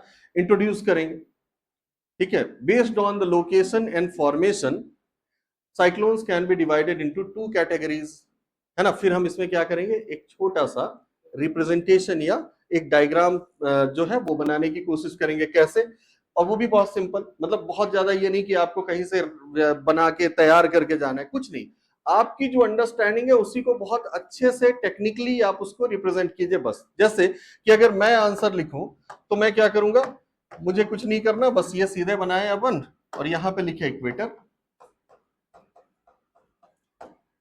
ठीक है, ये 0 डिग्री लाइन होगी। अब हमको पता है कि 5 डिग्री टू 5 डिग्री के बीच कोई साइक्लोन्स का फॉर्मेशन नहीं होता। क्यों नहीं होता है जी, क्यों नहीं होता है जी?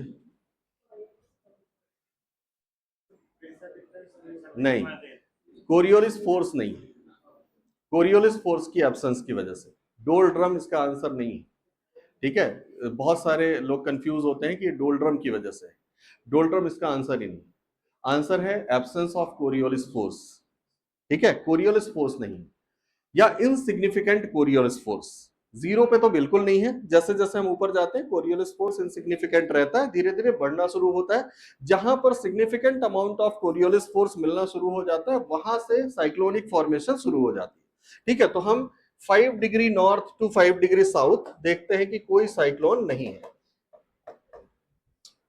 ठीक है, कोई साइक्लोन नहीं। इसके बाद 30 टू 35 का जो एक्सटेंशन है in northern hemisphere and southern hemisphere, ठीक है, यहां पर हमको क्या मिलता है, यहां पर हमको मिलते हैं ट्रॉपिकल साइक्लोन्स, ठीक है, ये और ये, ठीक है। यहां पे आपको बस ये लिख देना है 30 डिग्री नॉर्थ, या 35 भी कर सकते हो, 35 डिग्री साउथ, और यहां पर लिख देना है ट्रॉपिकल साइक्लोन्स, मतलब ये देखो, इसमें कुछ हम नहीं कर रहे हैं, कोई टेक्निकल डायग्राम नहीं है, सिर्फ एक प्रेजेंटेशन है जो हम अपनी अंडरस्टैंडिंग को कॉपी में दिखा रहे हैं, बस लाइनें बना करके, कुछ भी नहीं है ना। यहां पर लिखेंगे ट्रॉपिकल साइक्लोन्स, इधर भी लिखेंगे ट्रॉपिकल साइक्लोन्स, ठीक है। इसके बाद हम ऊपर जाएंगे और एक लाइन और खींच देंगे,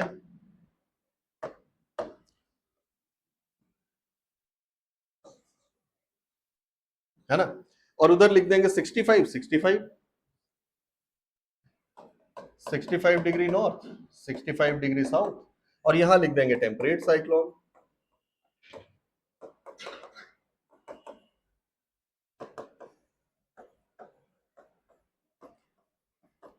ठीक है। अब देखो, बिना कुछ कहे आप एग्जामिनर को बहुत कुछ बता जा रहे हैं, है ना, और कलाकारी इसमें करनी है तो आपको क्या करना है, ऐसे लाइन खींचिए, यहां पर लिखिए, यहां तो लिखिए नो साइक्लोन फॉर्मेशन, ठीक है, छोटा छोटा लिख दीजिए due to absence of Coriolis force, तो आपने एक पूरी इंफॉर्मेशन डिलीवर कर दी।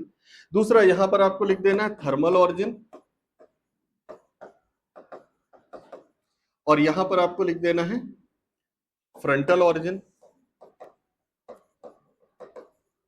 यहां पर भी फ्रंटल ऑरिजिन।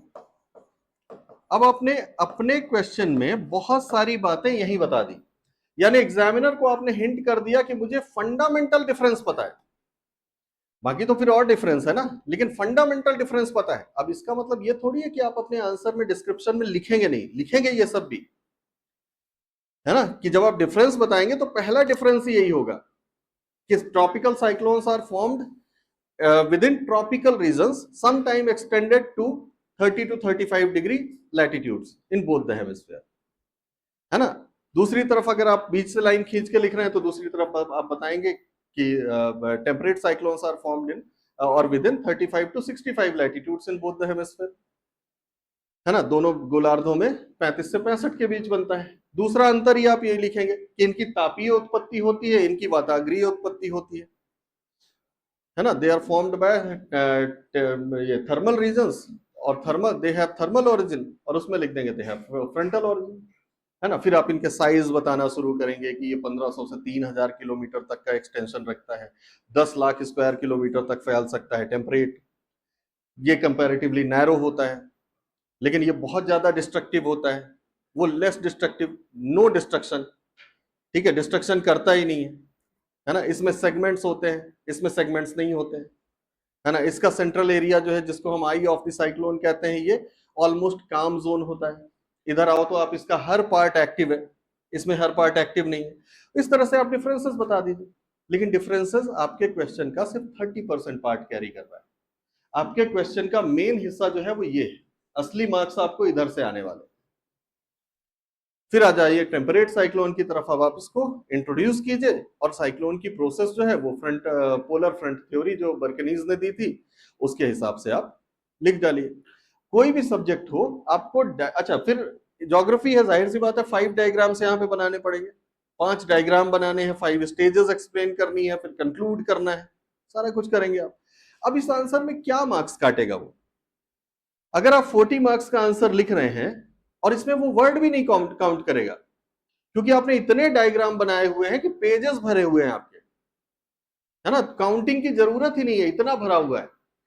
दूसरी बात कि इसमें रेफरेंसेस जरूर रखें आप, जहां भी पॉसिबल हो, जैसे हिस्ट्री है ना, हिस्ट्री के क्वेश्चंस में आप बुक्स का रेफरेंस, ठीक है, जो थिंकर्स हैं या हिस्टोरियंस हैं उनका रेफरेंस दीजिए। कोई भी स्टेटमेंट जब आप कोई बात कहते हैं ना, तो हम रेफरेंस इसलिए यूज करते हैं ताकि हमारी बात ज्यादा वजनदार लगे। कह के तो हम भी वही निकल सकते हैं ना जो किसी हिस्टोरियन ने कहा था, लेकिन हमारे कहने में और किसी हिस्टोरियन के कहने में फर्क है। दूसरी चीज, एग्जामिनर को इस बात का आपको एहसास दिलाना है कि मैं बहुत इंटेलिजेंट हूं।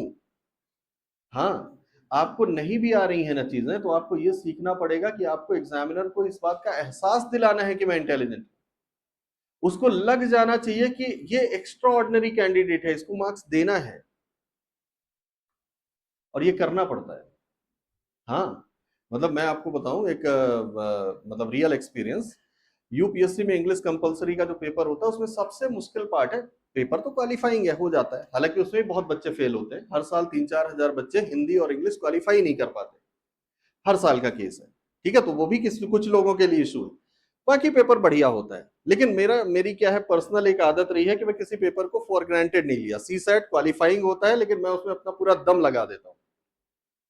क्वालिफाई में नहीं रुकना है, आपको भी वो चीज करनी है। जैसे यहाँ हिंदी इंग्लिश क्वालिफाइंग है, ये मत सोचिए कि हमको क्वालिफाई करना है, पूरी ताकत लगा दीजिए, उसमें मैक्सिमम नंबर लाइए, भले नहीं जुड़ेगा, ठीक है, रिस्क पे तो नहीं रहेंगे ना आप, तो रिस्क नहीं लेना है। तो होता ये था कि इंग्लिश कंपलसरी का सबसे जो टफ पार्ट मेरे को लगता था वो था प्रेसिस राइटिंग, है ना। इंग्लिश का एक पैराग्राफ जो 2000 वर्ड का है उसको प्रिसाइज करना होता था 200 वर्ड, है ना। और 2000 वर्ड जो उसमें लिखे हुए हैं उसमें से 40% वर्ड्स आपकी हवा नहीं लग रही है, क्या है, क्यों? क्योंकि वो शेक्सपियर के नॉवेल उठा के दे रहा है, शेक्सपियर के नॉवेल से 2 पेज दे रहा है ना। मतलब वो मिडाइवल टाइम की बुक्स के पेजेस निकाल निकाल करके दे रहा है। तो मिडाइवल इंग्लिश अलग है, आपको आएगी ही नहीं वर्ड, है ना। उसमें दाई दाऊ ये लिखा हुआ है ना, ही सी की जगह पे यू की जगह पे, ठीक है। हाँ, वो समझ में ही नहीं आते, ऐसे आते हैं उसके, बड़े टफ रहते हैं उसके इंग्लिश कंपलसरी के प्रिसाइज। तो प्रेसिस राइटिंग में मेरा काम ये होता था, अच्छा मैं अच्छा था, मतलब ऐसा नहीं है कि खराब था, लेकिन मैं उसमें कोई चांस नहीं छोड़ना चाहता था। तो आप मेरी ना बाकी जो इंग्लिश बाकी कॉपी जो है वो आप देखेंगे उसमें सीट मिलती है अलग से, प्रेसिस राइटिंग की अलग से सीट, जिसमें बॉक्स बने होते हैं 1 2 3 4 5 सब में छोटा छोटा लिखा होता है, ताकि काउंट करके आप 200 वर्ड लिखो। तो उसको पहले रफ करना होता है ताकि हम उसको 200 पे रख सकें, है ना। 200 वर्ड में ही उसको करना होता है, तो 2 वर्ड 3 वर्ड कम हो जाए बट ज्यादा ना होने पाए, क्योंकि एग्जामिनर बहुत इजीली काउंट कर लेता है, ठीक है। तो अब क्या होता था कि मेरी आप बाकी कॉपी देख लो, उसमें इंग्लिश की राइटिंग अलग, और प्रेसिस राइटिंग में मेरी राइटिंग देखो आप, एकदम कमाल की। हाँ, मतलब फुल कर्सिव में, कि पढ़ोगे तो समझ में नहीं आएगी, लेकिन देखोगे तो इतनी सुंदर लगेगी कि आपको मार्क्स देना पड़ेगा। हाँ सीरियसली, इतनी सुंदर राइटिंग में लिखता था मैं कि मतलब, और फिर क्या होता है ना, जैसे अपन एस्टिमेट भी करते हैं ना, ज्यादातर एक्यूरेसी होती है, ग्रामर के क्वेश्चन है तो आप अंदाजा लगा लें इसमें इतने मार्क्स, इतने। तो मैं प्रेसिस राइटिंग आती थी 50 नंबर की, तो मैं उसमें 32-35 मार्क्स का लेके चलता था, जो बहुत अच्छे मार्क्स है। यूपीएससी से इतने मार्क्स निकालना बहुत बड़ी बात है। तो जब टोटल रिजल्ट आता था तो मैं स्कोर चेक करता था ना, तो एग्जैक्टली मुझे लगता है कि उतने मार्क्स मिल जाते थे जितने मैं एक्सपेक्ट कर रहा था उसमें, है ना। और वो सिर्फ इस वजह से क्योंकि मेरे को एक रिफ्लेक्शन देना था कि ये कॉपी बहुत इंटेलिजेंट बच्चे की है, ठीक है। वो भले उसमें बकवास लिखी हुई है, बकवास तो खैर अब एकदम नहीं होती कोई चीज, लेकिन हाँ थोड़ी सी जो कमियां हैं या जो डर था उसको छुपाने के लिए उसको मैं एक्स्ट्रा कॉन्फिडेंस के साथ लिखता था कि इसमें जो रिफ्लेक्शन आए वो अलग ही हो। आपको भी यही करना है। ये डायग्राम फ्लो चार्ट ये क्या है, ये सिर्फ आपकी कमियों को छुपाने का तरीका है, आंसर्स में एक्स्ट्रा थोड़ा सा मिर्च मसाला लगाने का तरीका है ना। जो आप गार्निशिंग करते हैं, थोड़ी सी सजावट करते हैं, आइसिंग ना, केक की आइसिंग करते हैं आप, तो ये आइसिंग मटेरियल है। जितना सुंदर आपका कॉपी दिखेगा उतने ज्यादा मार्क्स मिलेंगे। दूसरी चीज, अवॉइड मोनोटोनी, है ना, हमेशा आप मोनोटोनी अवॉइड कीजिए। इसका मतलब यह है कि आपकी कॉपी में हर आंसर एक ही फ्लो में नहीं लिखा होना चाहिए, कि हर आंसर पैराग्राफ में भरा पड़ा है, हर आंसर में फ्लो चार्ट सेम है, हर आंसर में 5 पेज ही भर रहे हैं, ठीक है, हर आंसर में पॉइंट्स जो है वो उतने ही काउंटिंग में जा रहे हैं, ऐसा नहीं करना है। किसी में डायग्राम शुरू में है तो किसी में डायग्राम लास्ट में है, किसी में बीच में है। हाँ, शुरू और लास्ट का मतलब ये नहीं कि आंसर शुरू होने से पहले डायग्राम आ जाए, है ना। मतलब कि पोजीशनिंग आपको सब में थोड़ी थोड़ी अलग करनी है। कॉपी इंटरेस्टिंग दिखनी चाहिए। एग्जामिनर बोर हो चुका होता है, और झारखंड के एग्जामिनर वो पहले से ही बोर है, तो, तो उनसे आप कितना एक्सपेक्ट करोगे, है ना, क्योंकि बहुत कुछ है यहाँ तो पहले से ही सब कुछ हो चुका होता है, लेकिन ठीक है। हाँ, फिर भी मतलब आपको उससे मार्क्स लेने हैं ना, तो आपको उसको पहले जब आपकी कॉपी हाथ में आए ना, तो पहला इंप्रेशन बनना चाहिए कि ये कॉपी अच्छी है ना, इस कॉपी को तो चेक करना बनता है। तो वो अपना ध्यान दे करके चेक करेगा। आप कोशिश कीजिए कि आप उसकी अटेंशन को फेच करें, अटेंशन जितनी देगा मार्क्स उतने अच्छे देगा। अदरवाइज आपके अच्छे आंसर भी एवरेज मार्क्स लेकर के आ जाएंगे, तो गड़बड़ हो जाएगी, है ना। तो ये बात देखो, फाइनल बात ये है कि हमको इस बात को याद रखना है ना, कि आपके आंसर्स में नॉलेज से ज्यादा क्रिएटिव प्रेजेंटेशन की रिक्वायरमेंट है। इस बात को आप याद रखिए। अपनी प्रिपरेशन से लेकर के एग्जाम तक पहुंचने तक आपको ये लाइन को दिमाग में रखना है कि आप चाहे टीचर को चेक कराने के लिए आंसर लिख रहे हो, चाहे आप क्लास में बैठ करके नोट्स लिख रहे हो, चाहे आप घर में प्रैक्टिस कर रहे हो, दो चीजों में कॉम्प्रोमाइज नहीं करना है, पेपर क्वालिटी और पेन की क्वालिटी। ये दो चीजों में कॉम्प्रोमाइज मत कीजिए। हमेशा अच्छी पेन रखिए, हमेशा अच्छी क्वालिटी का पेपर रखिए। ठीक है, क्यों? क्योंकि एग्जाम में आप तभी अच्छा परफॉर्म करेंगे जब आप अभी से अच्छा परफॉर्म करेंगे, है ना? क्योंकि आप लर्निंग ही नहीं करोगे तो परफॉर्म कैसे करोगे? तो लर्निंग का फेज तो यही है ना। तो आपको लर्निंग में ही अच्छी क्वालिटी रखनी है। पेन बार बार चेंज मत कीजिए। अभी आप दो चार पेन मार्केट में जाकर के चेक कीजिए कौन सी पेन से आपकी राइटिंग सबसे अच्छी दिखाई दे रही है ना? देखो, हर पेन का अपना, आप कोई भी पेन खरीद लीजिए ना, हर पेन में आपकी राइटिंग अच्छी नहीं आएगी। कुछ एक पेन जो है वो ही किसी के हाथ में ज्यादा सेट होती है, आप उसको चूज कर लीजिए, महंगी हो या सस्ती हो। महंगी का मतलब क्या है? ज्यादा से ज्यादा 20 रुपए, सस्ती होगी तो 10 रुपए। ठीक है, तो चाहे वो 10 की हो चाहे 20 की हो, आप अपनी पेन आज से ही सेलेक्ट कर लीजिए कि मुझे अब सारी राइटिंग का वर्क, चाहे मैं क्लास में नोट्स बनाऊं, चाहे मैं रफ वर्क करूं, चाहे जो करूं, ये इसी पेन से करना है। ठीक है, ताकि आपका जो, देखिए इन सब चीजों से ना, ये छोटी छोटी चीजें हैं, ये आपके कॉन्फिडेंस को बहुत बूस्ट करती हैं। जब आप लिख रहे हो और आपकी कॉपी में बहुत अच्छा सा नोट लिखा हो ना, तो आपको ही अच्छा लगेगा, है ना? और जब आपको अच्छा लगेगा तो आप उसको और ज्यादा अपडेट और अपग्रेड करने की कोशिश करेंगे। अगर आपने उसको फॉर ग्रांटेड ले लिया कि नहीं ये तो ऐसे ही चलता रहता है, कोई दिक्कत नहीं है, ठीक है, तो कुछ नहीं होने वाला, फिर दिक्कत होती है ना? तो आपको कोशिश यही करनी है कि हमेशा आप अपने आप से अच्छा एक्सपेक्ट करें, है ना? जब तक एक्सपेक्ट नहीं करेंगे तब तक रिजल्ट भी नहीं आएगा। तो एक्सपेक्टेशन अच्छी रखिए, बेहतर से बेहतर परफॉर्म करने की कोशिश कीजिए, अच्छा सोर्स मटेरियल रखिए, कम से कम पढ़िए लेकिन अच्छा से अच्छा पढ़िए, है ना? सब कुछ नहीं पढ़ना है, सब कुछ जानना है। सब कुछ जानिए लेकिन आपके एग्जाम के लिए सिर्फ कुछ ही चीजें काम की हैं, उसको आप तैयार करके रखिए, है ना? तो चलिए, हम लोग आज तो खैर इतना ही खत्म करते हैं इसको, बहुत ज्यादा खींचने का कोई मतलब नहीं है क्लास को। तो आप इस दिशा में आगे बढ़िए, और भी सेशंस होंगे तो हम लोग अब क्वेश्चंस प्रैक्टिस करेंगे, है ना? मतलब मॉडल आंसर्स के साथ कि आपको आंसर लिखना कैसे है। तो इसमें मैं मैनेजमेंट से बात करूंगा कि वो सब्जेक्ट वाइज सेशन रखें, ताकि आप एक ओवरऑल देख करके आओ अपने सब्जेक्ट को, ताकि आप यहाँ पे थोड़ी सी इंटरैक्टिवली पार्टिसिपेट भी कर सको। कि अगर हम बात करें कि इसका इंट्रोडक्शन कैसे लिखना है, तो आपकी तरफ से भी कुछ इनपुट्स आए। इनपुट्स का मतलब ये नहीं कि आप बेस्ट कहेंगे, इनपुट का मतलब ये है कि दिमाग चलना तो शुरू होगा, है ना? बॉडी में क्या स्ट्रक्चर डालना है, इस पे आपसे अगर इनपुट लेंगे तो जब आपके पास कंटेंट होगा तब तो बताओगे ना, है ना? अगर आपका सब्जेक्ट ही नहीं रेडी है तो आप कैसे करेंगे? तो हम इसको सब्जेक्ट वाइज सेशंस करते हैं। तो इस तरह से अगर वीक में एक सेशन भी होता रहा तो आपके काफी सारे सब्जेक्ट्स का जो इंसाइट है वो आपको मिल जाएगा, है ना? तो चलिए, खैर आज इतना ही करते हैं। Thank you. Thank you. हाँ जी, हाँ, ब्लैक और ब्लू दोनों यूज कर सकते हैं, बट फिर भी रिकमेंडेड है कि आप एक कलर यूज करें, ब्लू। हाँ बिल्कुल।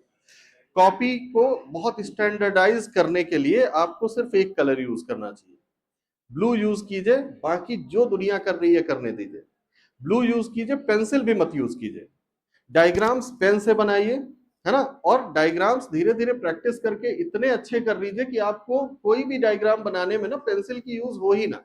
देखो, एक चीज और होती है, अगर आप बहुत केयरफुल हो गए, अगर आप एक्स्ट्रा केयरफुल हो गए तो आपके डायग्राम खराब हो जाते हैं। तो पेंसिल लेने का मतलब यही है कि आप पहले से मन में सोच रखे हो कि गलती तो करनी ही है, क्योंकि हमारे पास तो वो है ना, इरेजर है मिटाने के लिए। तो ऐसे मौके खुद को दो ही मत, है ना? पेन से बनाइए। एक सिंगल कलर में रखी हुई कॉपी सबसे सुंदर दिखती है, डबल कलर कचरा हो जाता है। अंडरलाइनिंग, अंडरलाइनिंग मिनिमम कीजिए, कम से कम अंडरलाइनिंग कीजिए। कुछ लोगों की आदत होती है कि सब अंडरलाइन कर देते हैं, वो काम नहीं करना है। आपके एक आंसर में जहां पर बहुत ही इंपॉर्टेंट लाइन लिखी हो ना, जिसमें आपको बहुत कॉन्फिडेंस आ रहा हो कि ये तो हाईलाइट होना ही चाहिए, सिर्फ वहीं पर अंडरलाइन कीजिए, अदरवाइज मत कीजिए। कर सकते हैं, बट अगर आप ब्लू से लिखे ना तो वो ज्यादा अच्छा लगेगा। कर सकते हैं सब कुछ, रेड वेड नहीं यूज करते। बाकी ब्लैक ब्लू जो है ये हर आयोग में चलता है, लेकिन फिर भी अगर आप सिंगल कलर यूज करेंगे कॉपी सबसे अच्छी दिखेगी। टाइमिंग का सबसे अच्छा तरीका पता है क्या होता है? देखिए, आपके जो 20 ऑब्जेक्टिव टाइप क्वेश्चंस हैं उसको करने में तो आपको 5 मिनट लगना है, ज्यादा से ज्यादा 10 मिनट। उसके बाद आपके पास बहुत सारा टाइम है। टाइमिंग निकालने के लिए हमेशा हमको क्या करना होता है, 3 घंटे है ना, तो आपने करना क्या है, देखो सबसे सिंपल फॉर्मूला, 3 घंटे हैं, अगर हम मान लेते हैं कि आपने आधे घंटे जो है वो खराब कर दिए ऑब्जेक्टिव टाइप क्वेश्चन में, हालांकि आधे घंटे जाते नहीं, लेकिन हम आधे घंटे मान लेते हैं, तो जैसे हमारे पास है 180 मिनट्स, ठीक है, और 180 मिनट्स में से 30 मिनट आपने उधर लगा दिए, तो आपके पास बचा 150 मिनट, सही है ना। अब आपको इसमें कितने मार्क्स के क्वेश्चन करने हैं, 160, 160, ठीक है, मतलब कि ऑलमोस्ट आपके पास 1 मार्क्स के लिए 1 मिनट है, ठीक है, तो 40 मार्क्स के लिए आपके पास कितने मिनट है, 40 मिनट, खत्म कहानी। आप मार्क्स को डिवाइड कीजिए, टाइमिंग के हिसाब से मार्क्स की, सॉरी मार्क्स के हिसाब से टाइम को डिवाइड कीजिए।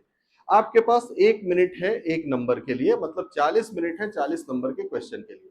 अब आपको इतने में ही कंप्लीट करना है, तो 35 का लेकर के चलिए, 5 मिनट आपका जो बफर टाइम है ना, वो आपके लिए रहेगा, जो थोड़ी सी सोचने समझने के काम आएगा, है ना। तो इस तरह से किसी भी एग्जाम में, देखो कोई भी एग्जाम दो ना, मार्क्स और टाइम मैनेजमेंट का सबसे अच्छा तरीका है कि आप मार्क्स को टाइम से डिवाइड कीजिए, मतलब टाइमिंग को मार्क्स के साथ एडजस्ट कीजिए कि एक नंबर के लिए कितने सेकंड्स आ रहे हैं या कितने मिनट्स आ रहे हैं, बस अब उसी हिसाब से आप मल्टीप्लाई कर दीजिए। आपको एक नंबर का मिल गया टाइम, तो आप जितने नंबर का क्वेश्चन है उतना दीजिए। जैसे कुछ एग्जाम होते हैं जिसमें 10 नंबर के क्वेश्चन आ रहे हैं, 15 नंबर के, इसको छोड़ करके ना आपका, जैसे यूपीएससी ही हो गया, तो यूपीएससी में भी बच्चे परेशान रहते हैं कि सर 10 नंबर वाले को कितना दे, 15 नंबर वाले को कितना दे। सबसे अच्छा है कि आप 3 घंटे का जो 180 मिनट्स है उसमें से 1 मार्क्स का टाइम निकाल लो। अब आपके सामने 10 नंबर का क्वेश्चन है, तो आप टाइम मल्टीप्लाई करके निकाल लो एक क्वेश्चन को कितना देना है ना, अपने आप हो जाएगा। 15 नंबर का क्वेश्चन है, आप मल्टीप्लाई कर लो कितना देना है, क्योंकि टाइम तो इसी तरह डिस्ट्रीब्यूट होगा ना, क्योंकि नंबर तो फिक्स है, टाइम भी फिक्स है। अब आप अंदाजे से चलो कि नहीं मैं तो एक क्वेश्चन 10 मिनट में करूं, तो ये तो बकवास है ना। तो वैसे नहीं होता, तो कोई स्टैंडर्डाइज ऐसा कोई टाइम स्केल नहीं होता। आप मान के चले आपके एग्जाम में करीब 35 टू 40 मिनट का एक क्वेश्चन आप लेकर के चलिए, और आराम से हो जाता है। 500-600 वर्ड लिखने में टाइम ही कितना लगता है, 15-20 मिनट का टाइम आपको लिखने में लगता है, और 15-20 मिनट का टाइम स्ट्रक्चरिंग में लगाइए, रफ वर्क कीजिए, पीछे वाले पेजेस जो है ना, उसमें रफ वर्क कीजिए। एसे राइटिंग जो है, वो पहले वाले पेपर में वो आते हैं ना 400-400 वर्ड के छोटे छोटे से एसे, हिंदी का एक, इंग्लिश का एक, उनके लिए भी हमेशा रफ वर्क करिए, थोड़ा सा रफ कीजिए, फ्लो चार्ट बनाइए रफ वाले पेज में, तो एक फ्लो बन जाएगा। उसके बाद लिखिए, कोई भी चीज बिना प्रिपरेशन के मत कीजिए, डायरेक्ट लिखने मत बैठिए, है ना। आप सिर्फ अगर थोड़ी सी प्रिपरेशन कर लेते हैं, 10 सेकंड, 20 सेकंड, 25 सेकंड के भी, आपके मार्क्स 2-4 नंबर बढ़ जाएंगे, है ना, और ये बिल्कुल गारंटीड बात है। दूसरी एक बात कि जो ये कहा जाता है ना कि नहीं आयोग करप्ट है या ये है वो है, ये सब बकवास है। थोड़ा बहुत देखो होगा, पता नहीं, लेकिन मैं आपको सच कह रहा हूं, जिनका सिलेक्शन नहीं हो रहा है ना, वो कितना भी कह दें कि नहीं मेरी प्रिपरेशन बहुत अच्छी थी, सिलेक्शन इसलिए नहीं हुआ है कि प्रिपरेशन भले अच्छी रही हो, प्रेजेंटेशन गड़बड़ थी, है ना। एग्जाम में आपकी परफॉर्मेंस देखी जाती है, आपने बुक्स कितनी रट रखी है इससे कोई मतलब नहीं, है ना। ये एग्जाम ही स्ट्रेटजी का है, क्योंकि जॉब जो है वो भी स्ट्रेटजी की है ना। डिसीजन मेकिंग, स्ट्रेटजी बनाना, यही सब तो आपका काम है। कितना क्विक डिसीजन मेकर हो आप, है ना, कितना स्ट्रेटजी के साथ आप काम करते हो। एग्जाम में भी आपको वो चीजों को ध्यान में रखना है, जो जॉब रिक्वायरमेंट है वही एग्जामिनेशन की रिक्वायरमेंट है। क्वेश्चंस का भी स्ट्रक्चर वैसे ही, स्टेट सर्विस ज्यादातर थोड़े से स्टैटिक पोर्शन को लेकर के चलता है, हल्का सा एनालिटिकल लेकर के, इसलिए क्योंकि एक एसडीएम, एसडीओ, डीएसपी, इनको बहुत ज्यादा पॉलिसी मेकिंग में इन्वॉल्वमेंट नहीं मिलता, हल्के से इनपुट देते हैं ये बस। लेकिन आप वहीं यूपीएससी में चले जाओ, यूपीएससी फुली एनालिटिकल क्वेश्चन पूछ रहा है, क्यों, क्योंकि वहां पर जो जॉब मिलने वाली है उसमें आपको एनालिसिस और डिसीजन मेकिंग का ही जॉब है, स्ट्रेटजी फॉर्मेशन का जॉब है। तो अभी एग्जाम में वो वही टेस्ट कर रहे हैं, एग्जाम कोई परीक्षा नॉलेज का टेस्ट थोड़ी है, कैपेबिलिटीज का टेस्ट है ना, कि आप कितने कैपेबल हैं उस जॉब के लिए जो आयोग आपको ऑफर कर रहा है ना। और दूसरी एक बात और है, देखो एक फाइनल बात ये है कि जब हम किसी प्राइवेट कंपनी में जॉब ट्राई करते हैं ना, तो हम बहुत मेहनत करते हैं, तो हम उसके पूरी हिस्ट्री पता करके रखते हैं, कंपनी कौन है, मालिक कौन है, उसका बर्थडे कब है, ठीक है, सब कुछ, कंपनी का प्रीवियस ईयर का वो मतलब प्रॉफिट कितना रहा है, बिजनेस कितना रहा है, सब कुछ आपकी प्रोफाइल की भी आप देख के जाते हो कि मैं इस प्रोफाइल में ज्वाइन करूंगा, मेरी रिस्पॉन्सिबिलिटीज क्या होंगी, फिर आप सोचते हो कि मेरे टारगेट्स क्या होंगे, मैं क्या अचीव करूंगा, क्या कंट्रीब्यूट करूंगा, ये सब सोच के जाते हो कि इंटरव्यू में ये पूछा जा सकता है। यूपीएससी और स्टेट पीसीएस दोनों में ही एक सबसे बड़ी प्रॉब्लम यह है कि कैंडिडेट एग्जाम को सिर्फ स्कूल टाइप की परीक्षा मान के जा रहा है। वो ये नहीं रियलाइज कर रहा है कि ये नौकरी का एग्जाम है, इससे आपको जॉब मिलने वाली है। उस तरह से प्रिपेयर होके जाओ, देखो कि आप जिस जॉब प्रोफाइल पे जा रहे हो उसकी ड्यूटीज क्या है, अथॉरिटीज क्या मिलने वाली है ना, गवर्नमेंट जो है वो किस तरह से काम कर रही है, गवर्नमेंट की अचीवमेंट्स क्या है, कहां पर लैक कर रही है, आप जाओगे तो क्या कंट्रीब्यूट करोगे। लोग इंटरव्यू में ऐसे ही पहुंच जाते हैं, है ना। प्राइवेट कंपनी की छोटी सी नौकरी 15,000 के लिए आप इंटरव्यू में पूरी कंपनी का हिस्ट्री पढ़ के जा रहे हो, और यहां पर जो आपको इतना बड़ा जॉब प्रोफाइल मिल रहा है उसके लिए आप बिना तैयारी किए जा रहे हो, है ना। यहाँ के मतलब जेपीएससी यूपीएससी इंटरव्यू में कैंडिडेट से पूछा जाता है कि अपनी 5 क्वालिटीज बताए, रट्टा हुआ बता देता है ठीक है, हाँ मतलब रटी हुई क्वालिटीज बता रहे, जस्टिफाई नहीं कर पा रहे। तो आपको ना थोड़ा सा ये प्रोफाइल जो है इसको थोड़ा एक्सप्लोर करना चाहिए।